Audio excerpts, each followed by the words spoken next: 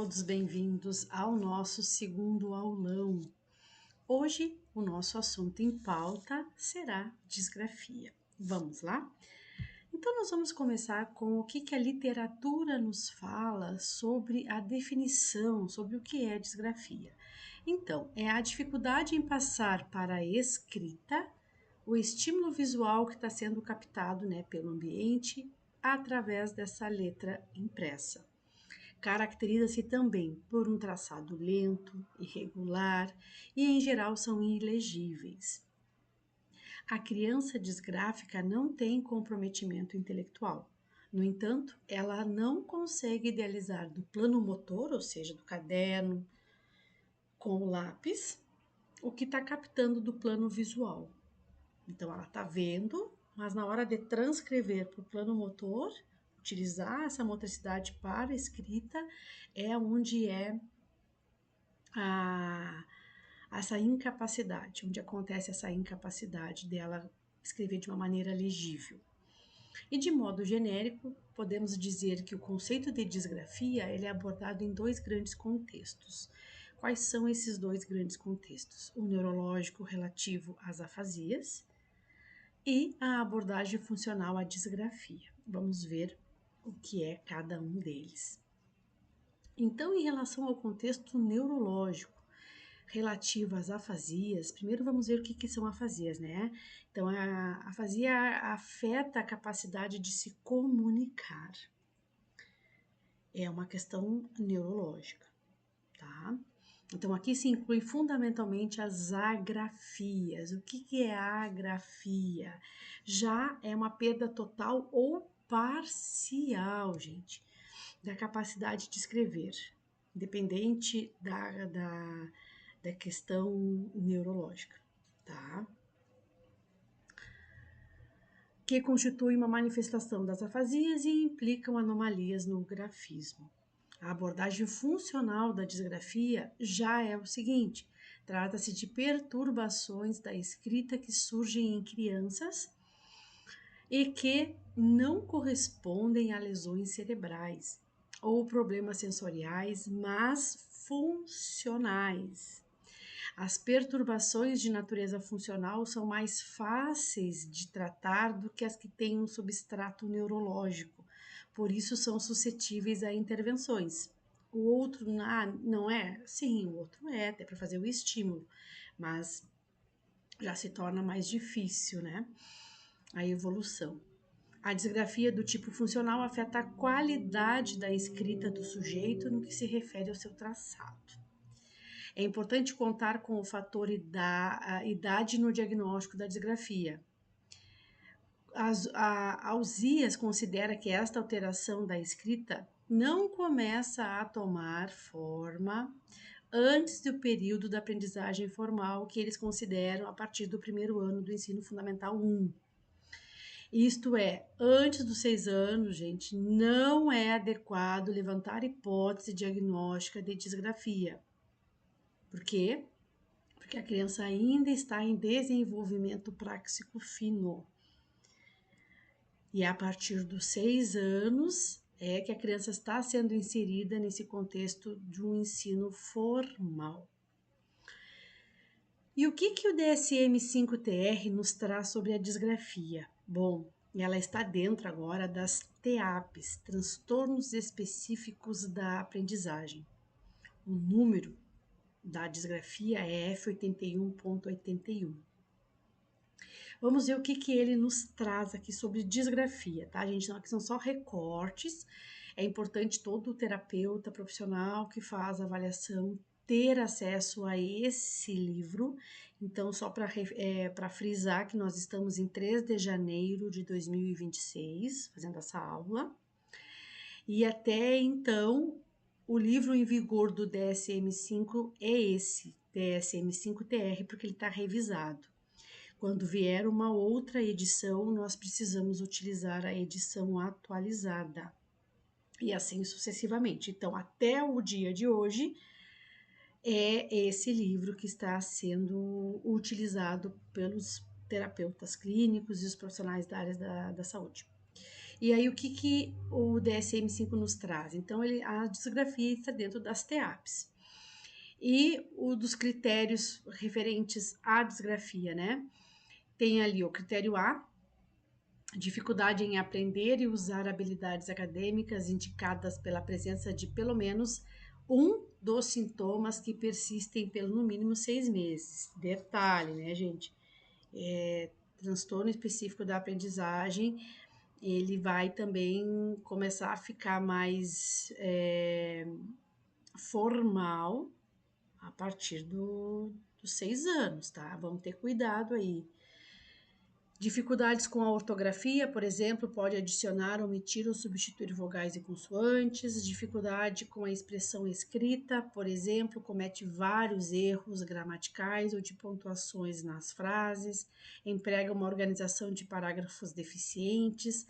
A expressão escrita de ideias carcere de clareza. Depois, no critério B, as habilidades acadêmicas afetadas estão substancialmente quantificavelmente abaixo daquelas esperadas para a idade cronológica e causam interferência significativa no desempenho acadêmico ou ocupacional. Então, a gente tem que ter estas informações, gente, sempre do livro físico, tá? Às vezes esses PDFs trazem uma tradução diferente. Conforme confirmado por medidas de desempenho padronizadas, administradas individualmente, a avaliação clínica abrangente. Para indivíduos com idade igual ou superior a 17 anos, uma história documentada, ou seja, a história clínica dele, né? De dificuldades de aprendizagem, os relatórios escolares, os boletins escolares, pode ser substituída por uma avaliação padronizada, porque daqui a pouco fica mais difícil, né? Então, a gente tem essa possibilidade. As dificuldades de aprendizagem começam durante os anos da idade escolar, mas podem não se tornar totalmente manifestas até que as demandas para as habilidades acadêmicas começam a ter um nível de exigência maior. E as dificuldades de aprendizagem não são melhores explicadas por deficiência intelectual, ou seja, o TDI, né, transtorno do desenvolvimento intelectual. A acuidade visual, ou seja, ele precisa estar vendo bem. A auditiva, ele tem que estar ouvindo bem, porque a gente sempre, quando vai fazer o processo de anamnese, né, a gente sempre pergunta sobre a questão de oftalmo, de audição, porque a gente tem que trabalhar com descarte. Daqui a pouco a criança não está vendo bem. Por isso que essa letra está feia, está irregular, está grande, ora pequena. Ou então daqui a pouco que esses erros, omissões, adições de letras nas palavras, pode ser porque ele não está ouvindo bem, ele ouve só fragmentos. Então eu preciso trabalhar também com essas hipóteses para pedir para uma avaliação com a fono, um otorrino. Eu preciso de uma psicóloga, né, uma neuropsicóloga para a gente fazer uma avaliação multi. Eu preciso de uma psicomotricista para poder fazer essa avaliação motora. A físio também faz, TO também faz. Então, vocês percebem que é complexo esse quadro. Então, não é, vou fazer uma avaliação e já vou ter uma hipótese diagnóstica. Não, não é tão simples assim.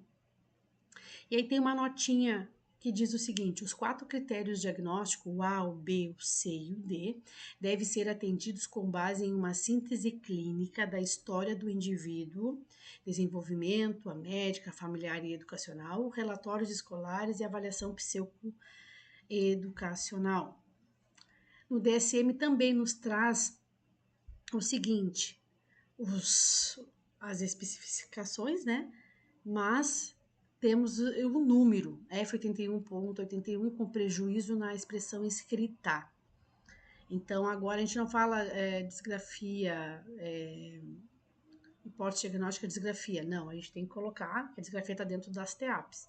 Então, a gente tem que colocar com prejuízo na expressão escrita, F81.81, ou com prejuízo na aritmética, que aí é um outro código. A gente tem que ter esse cuidado, tá? Então, precisão na ortografia, que está dentro desse critério, tá? Precisão na gramática e na pontuação, e clareza ou organização na expressão escrita. Tem prejuízo nessas três? É uma hipótese.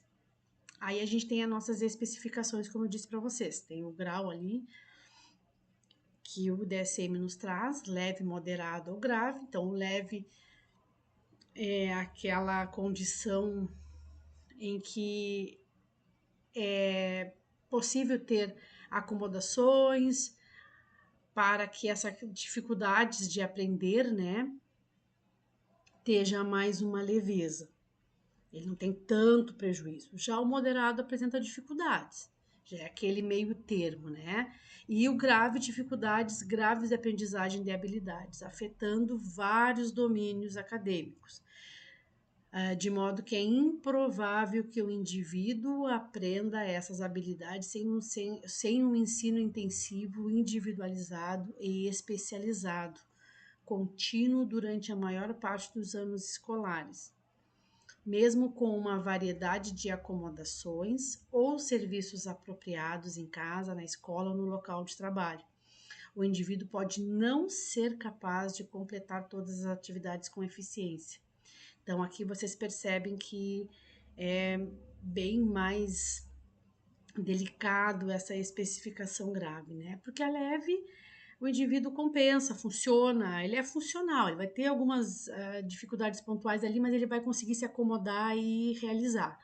O moderado é um meio, não é leve, também não é grave, ele tem dificuldades acentuadas, vai precisar de acomodações, serviços de apoio, porém, ele vai, né, conseguir completar essas atividades com precisão e eficácia. Já o grave, não. Apesar de tudo, de toda essa acomodação, ele pode não conseguir, vocês viram ali, né? Pode não conseguir completar todas as atividades com eficiência.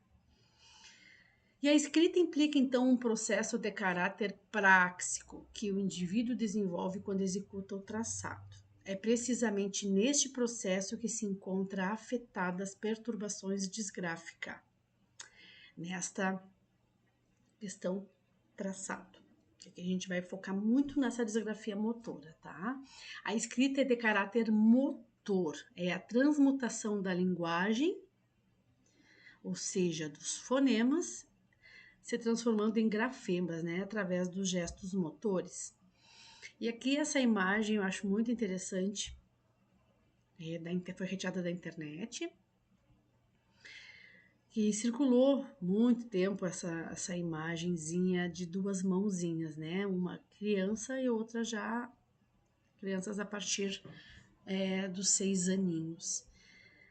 Por quê? Agora a gente vai chegar aqui nessa questão da mãozinha, né, é uma polêmica.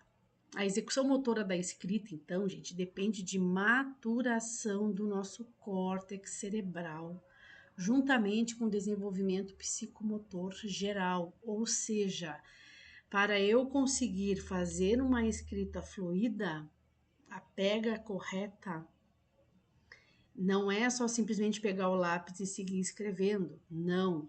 Antes deste processo, essa mão tem que ter sido estimulada de diversas formas. Desde o do primeiro período ali até um aninho, onde a criança passa por aqueles principais marcos do desenvolvimento motor. Aquelas etapas já são pré-requisitos para a escrita formal. Quanto mais limitado for essa criança naquela primeira etapa, menos essa mão vai ter tido oportunidade para explorar o ambiente, menos esse corpo vai ter sido explorado para poder subir, descer, se arrastar, agacha, levanta, para poder trabalhar tônus. Depois, a criança tem que ter vivências concretas motoras, amassar, rasgar, saltar, pular, correr, rastejar, andar de bicicleta, mexer em tinta, mexer em terrinha, quando estiver na idade adequada, recortar. Essa mão tem que ter sido trabalhada de diversas formas e estímulos para quando chegar na idade formal, para a escrita, ela consiga ter a pega adequada, né? Se é que a gente pode dizer assim, que é a trípode, o polegar, o indicador e o dedo médio como suporte, né? E os outros dois afastadinhos,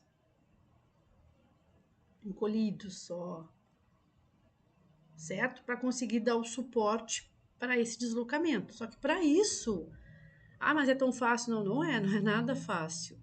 A criança precisa ter tido esses pré-requisitos. Então, essa mão pequena, ela precisa destas vivências. Mas eu não posso dar o lápis para a criança colorir? Pode, claro que pode, mas não só isso. E a gente sabe que quem trabalha com a infância sabe que o desenvolvimento acontece do macro para o micro. Então, se eu for utilizar lápis de colorir, que é fininho assim, para uma criança de 2 aninhos não é adequado, porque ele tem que trabalhar com a mão, o arco da mão, né? O todo. Para depois ele ir refinando, refinando, refinando até chegar no lápis. Então, eu tenho que usar gizão, a gente pode usar, pegar restinhos de lápis de cor, desculpa, de giz de cera. Coloca naquelas forminhas e coloca no forno, segundinhos, só para derreter. Retira e deixa esfriar, fica um gizão pesado, a criança vai trabalhar bastante tônus, o arco da mão. É uma ótima opção também para aquele monte de giz de cera, né, que acaba se quebrando. Então essa mãozinha ela tem que ter pré-requisitos. E olha o tamanhinho dela para a imagem ao lado, que já é uma idade em que a criança está entrando no desenvolvimento, né, ali formal das habilidades acadêmicas, que vai ter um nível de exigência maior. Então, não é que não possa, mas não só isso. Então, deixa essa mão livre, deixa amassar, deixa rasgar, deixa utilizar toda a mão para ir aos poucos refinando ela, tá? Então, isso é muito importante a gente ter em mente, porque isso são estudos da importância de trabalhar a mão como um todo para depois do todo para depois ir às extremidades. E a tonicidade e a coordenação dos movimentos devem estar suficientemente consolidados para tornar possíveis as atividades de mãos e dedos. Essa tonicidade também ela é construída desde a tenra infância, desde a primeiríssima infância, quando essa criança vai para o chão, ela consegue engatinhar, ela consegue rastejar, ela tem essa vivência corporal prática. O tônus está sendo ativado, né?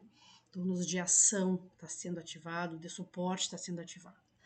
A escrita exige, então, um certo nível psicomotor e mental, não é só motor.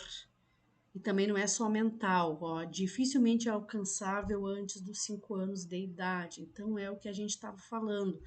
Não antecipemos etapas, não tem por que antecipar. Mas quando eu era pequena, já usei o lápis quando eu tinha 4 anos. Como eu disse para vocês, ninguém está dizendo que não, mas também não só isso.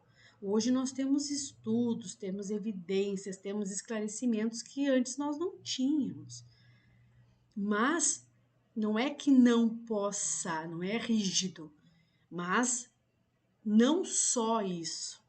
A gente tem que trabalhar a variação dessas atividades. Vamos agora passar para os requisitos gráficos. Então, Weyers, 1977, parte do pressuposto que a escrita constitui um ato neuroperceptivo motor. Considera que o sujeito, para escrever corretamente, deve apresentar uma série de destrezas ou requisitos básicos. Vamos ver o que Weyers nos diz aqui, ó. Capacidades motoras gerais, coordenação funcional da mão. Então, para essa mão ser funcional, ela tem que funcionar. Hábitos neuromotores corretos e bem estabelecidos. Vamos ver o que é cada um desses três. Capacidades motoras gerais, então, o que Weyer se refere? Entre as quais capacidades de inibir e controlar essa questão muscular. Independência segmentar, coordenação óculo-manual e organização espaço-temporal. Ou seja, a questão psicomotora, a criança tem que ter a inibição, porque, na verdade, a escrita, né, a produção gráfica, o desenho, a pintura, enfim, ela é uma questão rítmica, mas vai chegar uma hora que eu vou parar e voltar, parar e voltar, parar e voltar. Então, essa capacidade de inibir esse controle neuromuscular, a independência segmentar, ou seja, eu preciso entender que eu não vou pintar em blocos, que a gente chama, né, que eu vou mexer todo o meu tronco, todo o meu corpo para fazer uma pintura. Então, deixa eu pegar aqui uma folha para mostrar para vocês. Então, aqui tá a mesa, e aí a criança balança todo o corpo assim, ó, para poder pintar. Isso é que a criança ainda não entendeu que o corpo tem segmentos. Então, a criança precisa ter essa ideia. Para isso, só a partir dos 6 aninhos, para entender que esse meu corpo tem um braço, que esse braço tem um antebraço, que esse antebraço tem um punho, que esse punho tem uma mão, que essa mão tem os dedos e que esses dedos têm falanges. Então, para ele ter essa segmentação já independente, ele precisa ter tido essas outras oportunidades que foram faladas anteriormente, para poder vivenciar. Então, para ele entender que para eu pintar, eu tenho que mexer a mão, ó. Não tem que mexer o braço inteiro, que eu vou ter um gasto energético tônico muito maior. Aí a criança vai começar a cansar e vai forçar aquela pintura. Então, não. Então, para essa independência segmentar, isso vai levar a um processo de maturação. Eu vou precisar. Então, por isso que eu não tenho que antecipar etapas. Eu tenho que trabalhar as etapas anteriores, que são pré-requisitos. Para quando chegar na etapa gráfica, a criança ter suporte suficiente para conseguir escrever com fluidez. A segunda, coordenação funcional da mão, ou seja, se refere a essa independência de mão e braço que eu falei para vocês, de dedos, coordenação da apreensão e da pressão. Se eu não tiver essa independência segmentar, a criança vai entender que é o corpo inteiro que vai ter que trabalhar. E não, eu tenho que segmentar o meu corpo e focar apenas aonde eu quero fazer na minha atividade protagonista.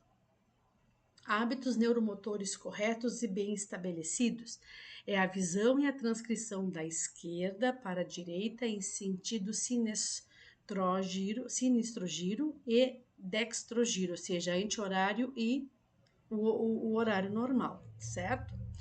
E o posicionamento correto do lápis. Olha quanta coisa, quantos detalhes, gente. Por isso que eu reforço, não pulem etapas, não tem por que pular etapas, que a consequência vem logo ali. De Fontaine já nos fala em 1979 que há uma série de requisitos implicados na escrita enquanto o ato psicomotor, integridade dos receptores sensoriais, boa psicomotricidade, bom esquema corporal e boa lateralidade e bom esquema espacial. E o que é cada um desses 4? Quando ele fala sobre integridade dos receptores sensoriais, especialmente olhos e ouvidos. Como a gente viu lá anteriormente, eu preciso entender se a criança está vendo bem e está ouvindo bem. Em relação à boa psicomotricidade, então, no primeiro momento que tiver uma ausência de um nível motor, onde há déficits nos fatores motores naquele corpo, os movimentos finos também serão afetados, a criança não vai aprender os sinais da escrita, nem poderá ordenar letras num espaço limitado, ou seja, a concepção motora dela, o corpo todo, tem que estar em consonância, tem que estar planificado. Bom esquema corporal e boa lateralidade, sendo necessário que a criança estruture e organize o que vê, o que ouve e o que sente. E bom esquema espacial, Através deste, o sujeito aprende a reconhecer o espaço, orientar-se, a avaliar as distâncias, as formas e a prever os movimentos que tem de realizar.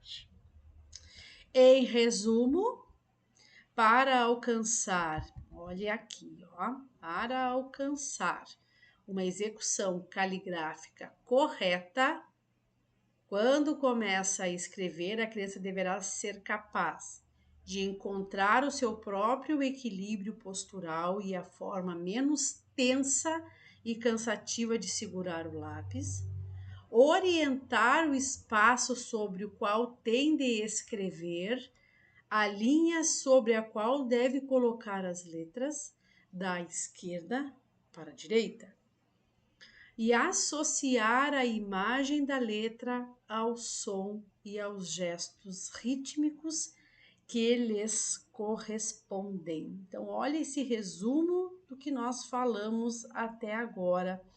Então, o ato gráfico não é nada fácil, ele é construído, ele não é nato. Ele não nasce com a gente aprende. A gente aprende. E para isso, ele precisa ter uma base. Essa base vem anterior ao quando a criança realmente vai precisar usar o lápis, vai precisar usar um caderno, onde essa linha ela é pequena, diferente de uma folha ofício, que ela é totalmente, né, limpa, ampla. Então ela vai ter que reduzir esse signo, esse símbolo, a grafia, para dentro daquele microespaço. Então, não é uma atividade fácil de se construir. E quando há pulos de etapa, se torna mais difícil ainda. Agora, na segunda aula, para não ficar muito extenso, nós vamos ver a etiologia da disgrafia. Vamos dar continuidade, então. Agora nós vamos falar sobre a etiologia. Bom, o estudo então das causas da disgrafia ele é muito complexo, já que são múltiplos os fatores passíveis de influenciar a forma de escrita alterada. De acordo com Linares, em 93, são de origem motora. No entanto, existem outros fatores etiológicos que podem influenciar a perturbação disgráfica, sendo conveniente especificá-los. Quais são que Linares nos trouxe? Causas do tipo maturativo, caracteriais e pedagógicas. Vamos ver cada um deles. Do tipo maturativo, então, são perturbações na lateralidade, mais comuns ambidestria, e os canhotos contrariados, que são aqueles de natureza social, que a criança nasce com essa tendência, né, com essa predominância de usar o lado esquerdo, mas culturalmente não é legal, e aí os mais velhos faz com que a pessoa, né, em vez de ter a sua lateralidade definida como canhota, ela acaba sendo contrariada, forçando com que use a mão direita. Perturbações da eficiência psicomotora que podem agrupar-se em 3 grandes categorias: crianças com déficits na motricidade, perturbações ligeiras do equilíbrio e da organização cinético-tônica e crianças instáveis. Na prática, essas duas categorias distinguem claramente que crianças desajeitadas do ponto de vista motor, com idade motora inferior à idade cronológica, estas crianças fracassam em atividades que exijam rapidez, equilíbrio e coordenação fina, pegam mal no lápis, têm uma escrita lenta e o grafismo é formado por letras grandes. Por último, a pressão, ou seja, a força que eu imprimo é insuficiente e a postura gráfica é incorreta. Quando a criança está muito curvada, ou então se deita praticamente, né, coloca a cabeça em cima da mesa junto com o caderno, a folha. Crianças hipercinéticas agitadas, a sua escrita caracteriza-se pela irregularidade das dimensões, pressão muito intensa, grande velocidade de escrita, traços imprecisos. E as perturbações do esquema corporal e das funções perceptivos motoras podem assinalar-se em perturbações da organização perceptiva a nível psicomotor. Nesses casos, a escrita apresenta dificuldades nas rotações, tendência para inversões simétricas, perturbação na estrutura e orientação espacial. Déficits nesse nível podem estar relacionados com uma ausência de definição de lateralidade. A escrita apresenta alterações de direção, posições erradas relativamente à linha de base, perturbações do esquema corporal, déficits da interiorização do esquema corporal origina alterações na escrita, na forma de segurar o lápis, postura, grafismo lento e cansativo. Então, vocês percebem que como a organização do corpo é importante para o grafismo, né? Em questão às causas caracteriais, é preciso distinguir pelo menos duas: fatores de personalidade e fatores psicoafetivos. De personalidade, por quê? Porque podem determinar alguns aspectos do grafismo: estável, instável, lento, rápido, os quais são influenciados pelas características pessoais, da mesma forma que essas influenciam os comportamentos em geral, ou seja, é dele, ele tem a sua característica expressada naquele grafismo. E psicoafetivo, porque daqui a pouco a criança não está muito legal, então a letra sai um pouco irregular, sai ilegível, eu tô tensa, tô cansada, então isso vai afetar e manifestar no meu tipo de letra. E pedagógica, quando as instruções ou ensino rígido e inflexível de acordo com a aplicação de um sistema formal, sem ter a consideração as características individuais. Ela tem que produzir, a letra tem que ser bonita, apaga, fazer novo, apaga, fazer novo, apaga, fazer novo. Orientação inadequada da mudança da letra impressa para a cursiva, ênfase, ou seja, não tem uma pré-preparação, não leva em consideração nada. Tem idade, tem que fazer. Tem idade, tem que fazer. Ênfase excessiva na qualidade e na rapidez da escrita. Prática da escrita como atividade isolada e exigências gráficas. Por exemplo, a caligrafia. Gente. A caligrafia hoje já nem utiliza-se. Para esse fim, a gente sabe que não é, né? Para a questão de desenvolvimento da praxia fina. Não, é para questão estética. E quem me garante que se não tiver aquela linha determinada, com aquela outra linhazinha no meio, vai me auxiliar? Quanto tempo de exercício isolado, exigido, fadiga eu vou expor aquela criança para que a letra seja desenhada? A letra tem que ser legível. A letra legível, consigo ler, é da característica dela. A letra, quando está sob pressão, relógio, vamos lá, copia rápido, rápido. Como é que é? Quando eu não vou dar um tempo para vocês escreverem, como é que vai ser? Como é que é? Muda, né? Pelo menos a minha muda. Se eu não tiver pressa, a minha letra fica desenhada. Dependendo também do lápis, flui melhor. Dependendo da caneta, flui melhor. Ou a folha interfere também. Então, olha o quanto, né, de itens interfere. Então, a gente tem que ter cuidado, né? Cuidado, clareza, entendimento, conhecimento. E em relação agora à etiologia de Bruckner e Bond, a categorização desenvolvida por Bruckner e Bond, tais dificuldades terão origem fundamentalmente em dois tipos de fatores: o instrutivo, ensino inadequado, e os pessoais, que envolve maturidade, né, a física e motora, inaptidão para a aprendizagem das destrezas motoras, poucas habilidades para pegar o lápis, posturas incorretas, déficits em aspectos do esquema corporal, lateralidade, espaço, tempo, noção de corpo, enfim. E aqui nós vamos ver então os níveis da disgrafia. Deixa eu colocar aqui, ficou clarinho, né?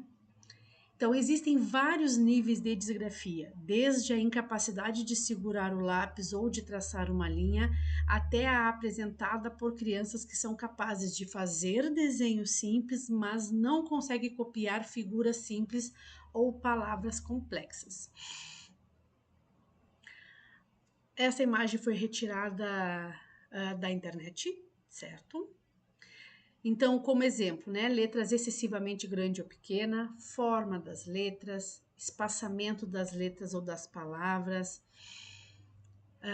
traçado, ligações entre as letras. Então, vocês vejam que há bastante incapacidade, né, de se organizar de uma maneira limpa, que a gente chama. Ali a gente tem um aspecto meio de sujo, desorganizado, e na verdade é uma criança que tem realmente uma disgrafia.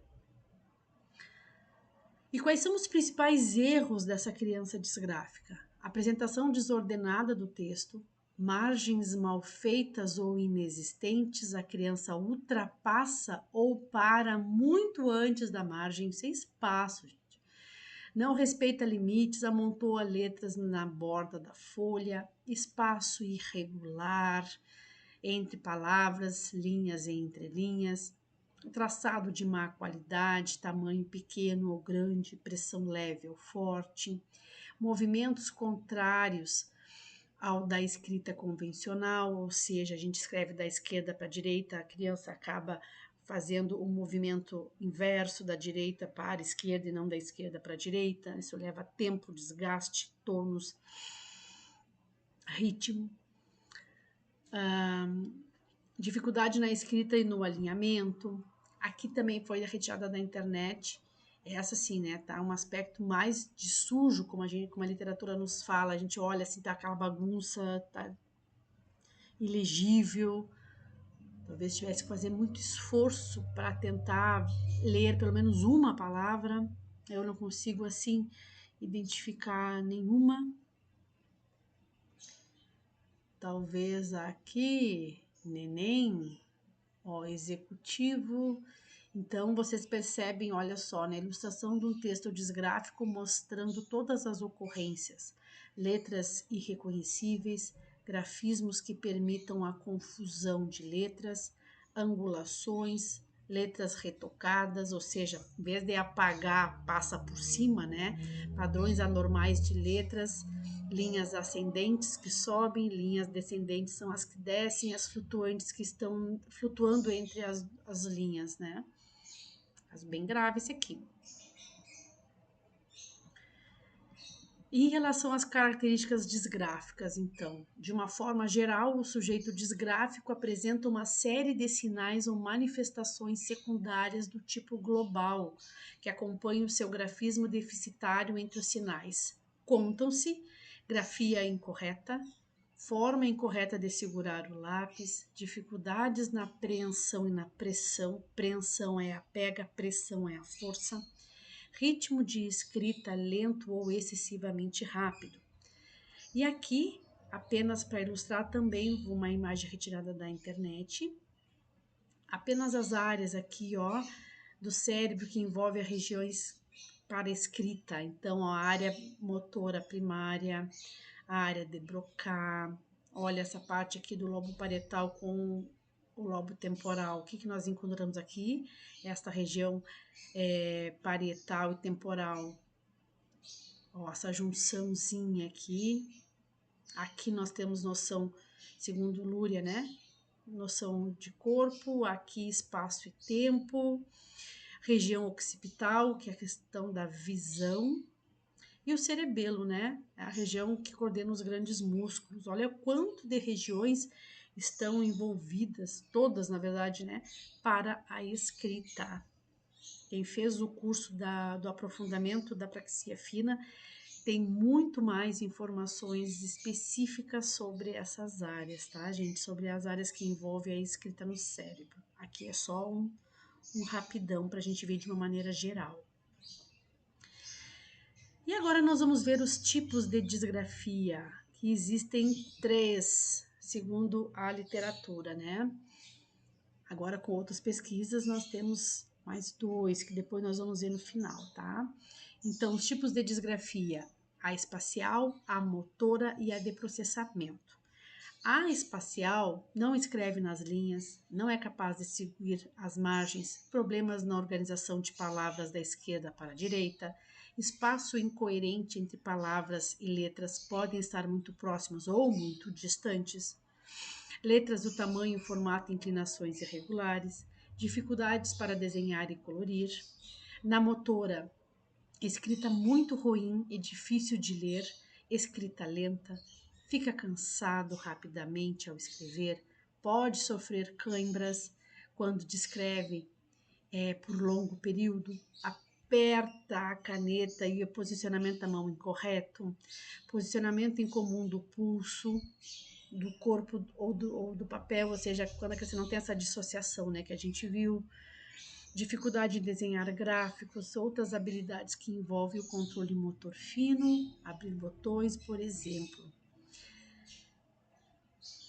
E aqui, eu só a motora. E agora a gente vai ver a de processamento, tá? Só baixar aqui. Que é a outra, né? A de processamento, então, é o ato físico de escrever, exige muita concentração, de modo que o aluno é incapaz de processar informações ao mesmo tempo que escreve. Dificuldade em lembrar como formar algumas letras, ou seja, processa, né? Lentidão para compor e formular frases. Aqui apenas o que eu li para vocês, mas apenas de uma outra maneira disposta, então não vou ler novamente, com as imagenzinhas de cada um tipo de disgrafia, que eu aumentei para vocês verem, ó, a disgrafia espacial, então a gente consegue ler, ó, só que sobe, desce, ascendente, descendente, flutuante, vocês percebem?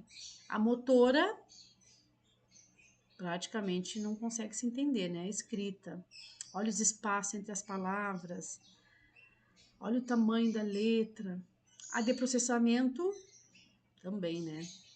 Então aqui são os 3 tipos, certo? Então esse resuminho aqui é apenas o esqueminha desses três tipos de disgrafia que eu li para vocês, tá? Só disposto de uma maneira, tudo no mesmo slide. E aí nós chegamos então nesses 2 tipos a mais de disgrafia que Carteri e Parente 2010 nos trouxe modelos de escrita. As disgrafias se dividem então em 2 tipos, tá? As centrais e as periféricas. Então, as centrais, relacionadas aos déficits linguísticos na escrita de palavras, pode ser do tipo superfície ou lexical, fonológica, semântica e profunda. Inclusive, tem aqui ó, o artigo, eu deixei aqui do ladinho para vocês verem. Vou deixar também o linkzinho desse artigo sobre esses 2 tipos de disgrafia de Carteri e Parente. Quem escreveu esse artigo foi Jaqueline de Carvalho Rodrigues e Jerusa Fumagalli de Salles, Porto Alegre, Rio Grande do Sul, Brasil, Universidade Federal do Rio Grande do Sul. Muito bom esse artigo, gente, maravilhoso. Então, disgrafias centrais são essas relacionadas a lexical, fonológico, semântico e profundo. Então, tem 4 tipos. E as periféricas sugerem déficits na execução de movimentos necessários para a realização da escrita. As periféricas podem ocorrer por déficits do buffer grafêmico, que é uma área da memória de trabalho, por déficits no buffer alográfico e por déficits na programação e execução do movimento quiroarticulatório, conforme a tabela 1. Então, a gente vai ver aqui, tá? Essa tabela tá na página, no caso, 52 aqui do artigo delas, tá? Essa tabelinha aqui. Então, descrição dos tipos de disgrafia, processamento, prejudicados e tipos de erros observados. Então, superfície fonológica, semântica e profunda. Então, é do tipo central, as 4 do tipo central, processamento prejudicado, a rota lexical, rota fonológica, sistema semântico E o profundo, rotas fonológicas e léxico-semântica, ou seja, né, a região léxica é quando a gente lê dessa maneira fluida, que nem a gente, ó, descrição dos tipos de disgrafia, processamento. Já a rota fonológica é quando eu preciso fazer essa junção, disgrafia. A rota fonológica é quando eu preciso juntar os fonemas de uma maneira separada, tá? Então, aqui tá bem legal, tá? Essa disposição do artigo aqui. Em relação, deixa eu mostrar aqui para vocês novamente. O nome do artigo é Tarefa de Escrita de Palavras, Pseudopalavras para Adultos, abordagem da neuropsicologia cognitiva. Vou deixar o linkzinho lá para vocês, tá? Maravilhoso. E agora, na aula 3, para não ficar muito extenso e cansativo, nós vamos entrar nas habilidades psicomotoras fundamentais para a escrita. Vamos lá, gente. Vamos para a nossa terceira e última aula sobre o nosso aulão de disgrafia. Bom, agora aqui nós vamos ver habilidades psicomotoras fundamentais para a escrita. Trouxe para vocês uma pirâmide, onde nós temos dispostos os fatores motores de acordo com as unidades neurofuncionais de Luria.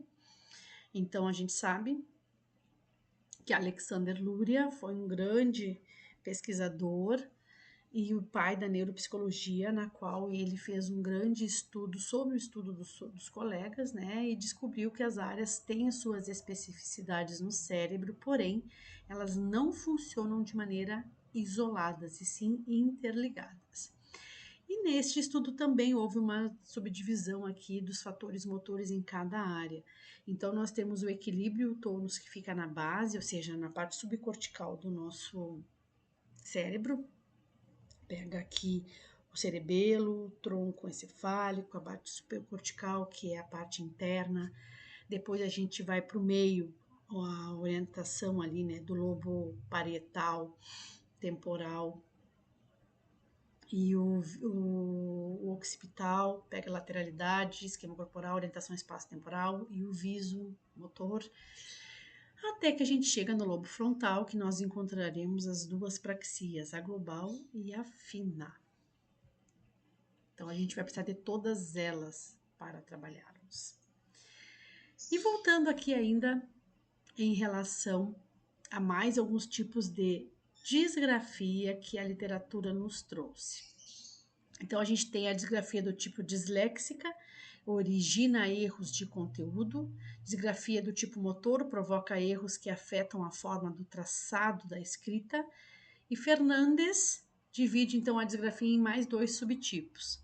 Disgrafia como projeção da dislexia na escrita e a disgrafia motora. Então, vocês viram que ainda tem autores que vão falar sobre outros tipos de disgrafia, mas que eu trouxe para vocês a nível de conhecimento, mas porque eles acabam sendo muito parecidos. Então, a disgrafia como projeção da dislexia na escrita, fenômeno semelhante ao da dislexia, má percepção de formas de sua colocação nas palavras. Por isso que, cuidado quando for avaliar. Disgrafia motora, devido a descoordenações ou alterações psicomotoras, as quais plasmam em aspectos primordiais na escrita, como movimentos gráficos dissociados, tonicidade alterada, sinais gráficos indiferenciados, manejo incorreto de lápis. Já Coste tem também uma classificação semelhante. Disgrafia propriamente dita e a disgrafia motora. A propriamente dita, criança que não chega a fixar a relação entre os sons escutados e a representação gráfica dos mesmos. E a motora, na qual existe a compreensão da relação anterior, mas em que verificam-se grandes dificuldades na escrita em consequência de uma motricidade deficiente. Por último, Portelano Pérez, em 1985, apresenta uma classificação de disgrafia que coincide com estes mesmos critérios e descreve sintomatologia específica de cada um tipo de disgrafia. Olhem que interessante essa aqui, ó. A disgráfica disléxica e a disgráfica motora ou caligráfica. A disléxica, então, afeta o conteúdo da escrita. Por isso que temos que ter cuidado quando formos avaliarmos. Pode não ser dislexia, pode ser disgrafia disléxica. Olha que difícil, gente. Olha que difícil.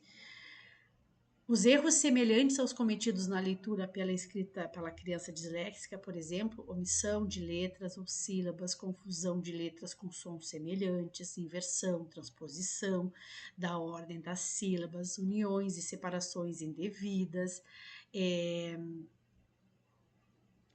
letras ou palavras.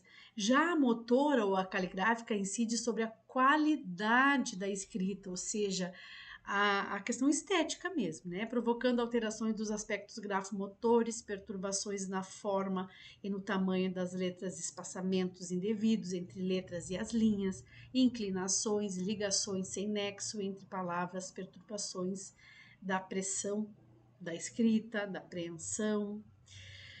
Essa da disgrafia disléxica, gente, é bem difícil, hein? Olha que eu também sou neuropsicopedagoga, a gente avalia e é bem complicado, por isso que a avaliação tem que ser multi. É muito importante.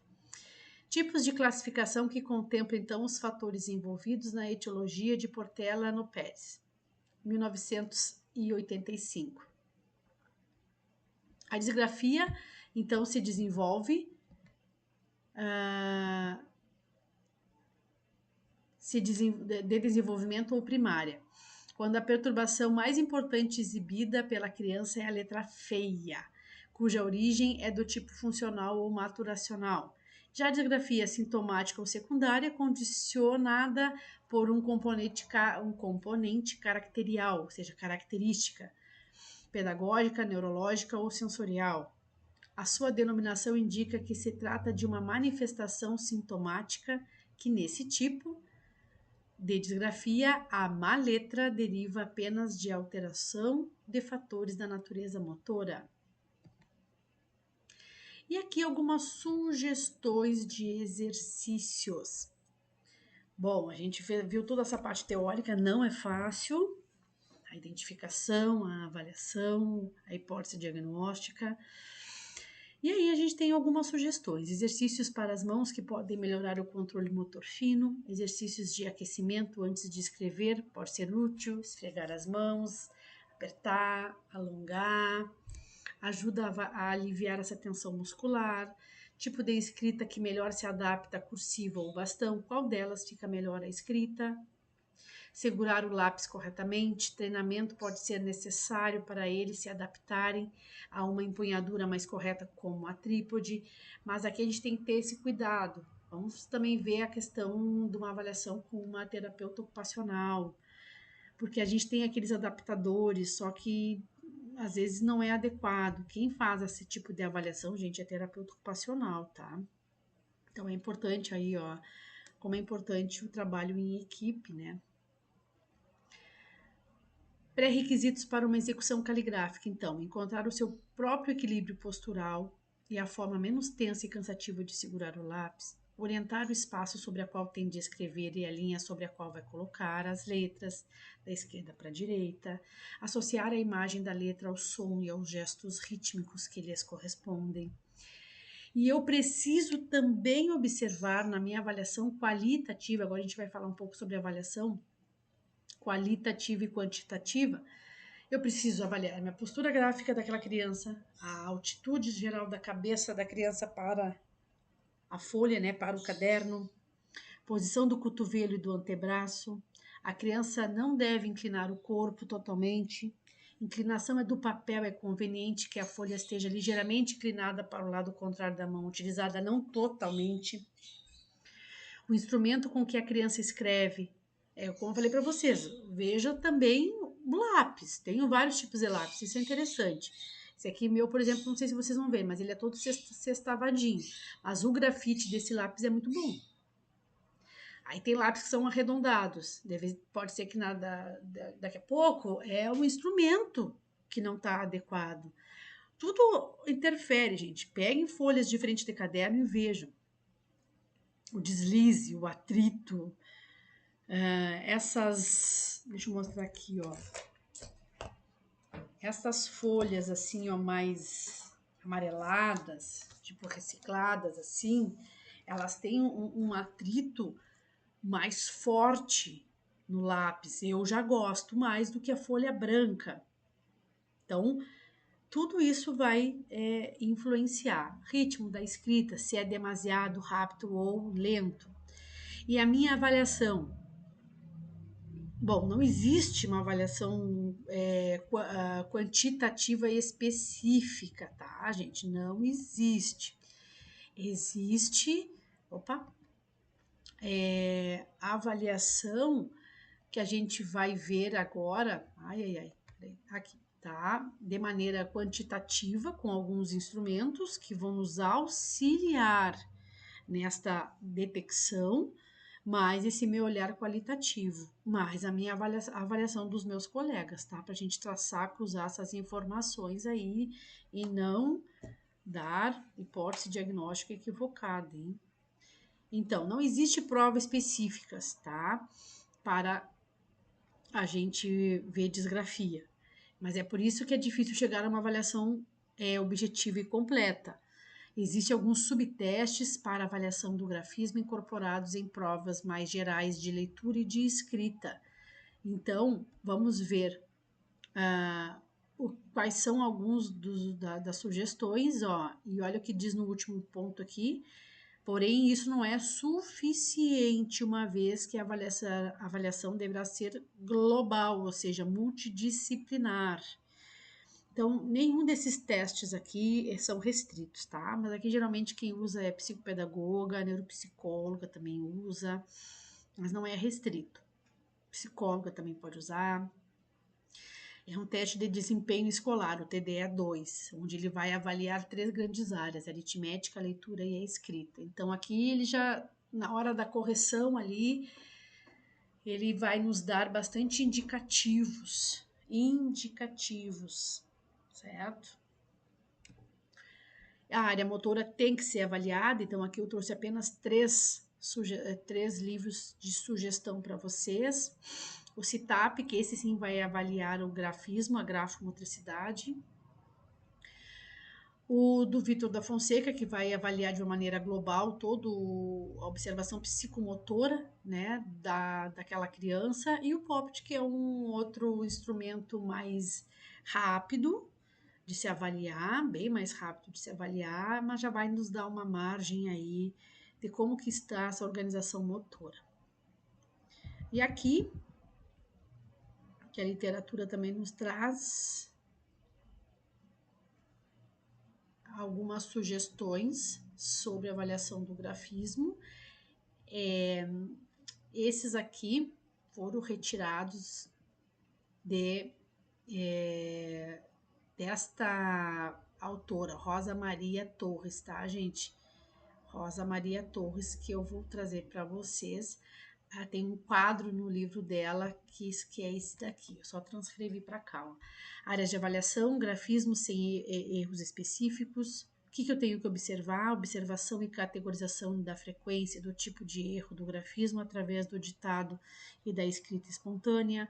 Aspectos motores gerais, atividades de jogos, imitação de movimentos que exijam habilidades motoras pertinentes, saltar, andar sobre uma linha, controle segmentar, atividades que impliquem movimentos dissociados de braço, ombro, de mão, punho, verificando em que medida os movimentos de tais segmentos corporais são independentes, pintura, recorte, rasgadura, colagem, entre outros, coordenação dinâmica das mãos, jogos manuais, para observar a fluidez de movimentos de mão, de dedos e as capacidades de preensão.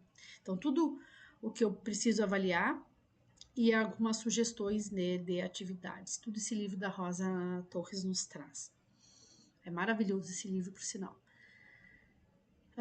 Lateralidade, o que eu tenho que ver dentro da lateralidade? Tarefas diversas que induzam a utilização espontânea da mão, do pé, o olho dominante. Esquema corporal, jogos e atividades diversas de indicação e denominação das diversas partes do corpo e de outrem. Coordenação visomotora, tarefas que exijam a sua execução, a utilização coordenada do olho da mão, enfiar pontas, enfiar clipes, inclusive o clipes é uma das provas da bateria psicomotora do Vitor. Organização espaço-temporal, o que eu tenho que observar? Reconhecimento de noções básicas, direita, esquerda, em cima, embaixo. Teste da inteligência é restrito a psicólogas. Teste de personalidade também é restrito a psicólogas, tá, gente? Então, por isso que ali diz bem claro que a avaliação ela é multi, só uma não é o suficiente. Então, a gente tem que ter cautela, tá? E aqui, para ir finalizando, vamos para a parte da intervenção. A literatura fala sobre as dificuldades da escrita, ser explícita e relevância atribuída aos fatores psicomotores na intervenção sobre disgrafia. São propostos, então, alguns métodos reeducativos baseados na motricidade, a Júlia Guerra. Para a intervenção correta da disgrafia, é importante contemplar a influência dos aspectos psicomotores, já que determinam a capacidade gráfica do sujeito e o grafismo em si mesmo. Portanto, são necessárias duas grandes categorias de técnicas, as não gráficas e as gráficas. O que é as não gráficas? O que a Júlia Guerra nos diz com as não gráficas? Então, destina-se à reeducação de todos os aspectos psicomotores, ou seja, a atividade prática, correr, saltar, pular, rasgar, pintar, todas as atividades de circuitos, por exemplo, os motores, rastejar, passar por baixo, por cima, escalar. E as gráficas, então, são aquelas que se destinam ao movimento rítmico. Então, nesse caso, nós temos um método preparatório que a Júlia Guerra nos traz como técnicas pictográficas e escriptográficas. As pictográficas, então, incluem exercícios de pintura e desenho. Assim, promovemos os movimentos das mãos, obtendo o enriquecimento do grafismo e do meio da expressão. Dirige-se ao aperfeiçoamento dos aspectos qualitativos e estéticos do traçado. Vocês viram que não é só isso? A gente tem a parte do não gráfico e tem a parte gráfica, e que a gráfica se divide nesses dois, o pictográfico e o escriptográfico. Entre eles, ó, desenhos livres, contornos, traçados dos arabescos, olha que lindo, ó. Sugestões, tá? E a escriptográfica são as famosas, né, tracinhos, tracejados. É destinada a melhorar os movimentos e as posições gráficas, ainda que não se aborde diretamente a escrita. São técnicas de lápis e papel com um espaço gráfico mais limitado. Exercício com grandes traços como formas fechadas e semi-fechadas, sublinhados. Então, são os bouclés, né, que a gente chama, ó. Então, a gente tem as não gráficas, que é os exercícios motores, todos que a gente possa fazer, brincar com a criança, que contemple, né, todo o corpo, e tem as gráficas, que dessas gráficas se subdivide em escriptográfica e as pictográficas. Picto é desenho, escripto é escrita. Também nós temos uma sequência reeducativa de Pick-Weyher, que ele nos traz como sugestão, a educação psicomotora geral, que engloba aspectos como a relação global e segmentar, a coordenação sensório-motora, o esquema corporal, lateralidade e organização espaço-temporal. A educação psicomotora diferenciada, que treina a independência do braço e da mão e a coordenação e a precisão dos movimentos das mãos e dos dedos em função ao grafismo, ou seja, como diz aqui, é direcionada. E exercícios gráficos, grafomotores ou preparatórios são escritas rítmicas e grafismos contínuos, que basicamente são as escriptográficas. E Portelano também nos traz uma proposta de intervenção. Reeducação psicomotora de base aborda os seguintes aspectos: relaxamento global e segmentar, coordenação motora global, esquema corporal, controle postural e equilíbrio, lateralidade, organização espaço-temporal. Reeducação visomotora, destinada a melhorar a coordenação óculo-manual, exemplo, atividades de bola, alvo, boliche, entre outras. Essas imagens foram retiradas da internet também, tá, gente? Então, aqui são exemplos de atividades que são essenciais. Eu preciso trabalhar a coordenação olho-mão. Então, a bola, tiro ao alvo, boliche, aquele, que eu não sei o nome, beisebol, para a criança acertar a bolinha. Então, o máximo de atividades que possa contemplar o corpo como um todo, tá? E aqui, para finalizar, apenas são as bibliografias que foram retiradas para o trabalho de hoje. Então, aqui fica como sugestão para leitura posterior, que é muito importante, que eu sempre digo para vocês que o curso, a aula é apenas uma portinha aberta para trazer informações práticas, concretas, objetivas, e a gente tem que ir sempre muito além do que a gente está vendo, ouvindo. A gente tem que ler, tem que estudar, tem que sentar, tem que investir. Isso faz parte do profissional que é realmente comprometido com a ética do seu trabalho. Então ficamos por aqui, fechamos mais um aulão.